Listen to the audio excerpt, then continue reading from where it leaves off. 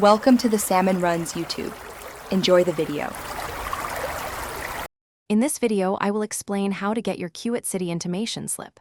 First, understand that this slip is crucial for planning your exam day. It provides your assigned examination city well before your actual admit card is released. This allows you to make necessary travel and accommodation arrangements without last-minute stress. Remember, it's an intimation, not your final entry ticket, so keep an eye out for the admit card too. To access your city intimation slip, begin by navigating to the official Cuet examination website. Look for a prominent link, usually labeled City Intimation Slip or Advanced City Allotment.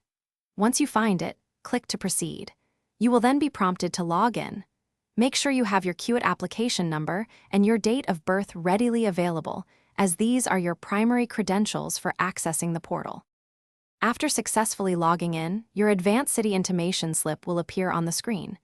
Take a moment to carefully review all the details presented, including your name, application number, and especially the allotted examination city. Ensure everything is accurate. Once confirmed, proceed to download the slip. It's highly recommended to print at least 2 copies and keep them safe for your records and any travel planning. Remember, the city intimation slip is not your admit card.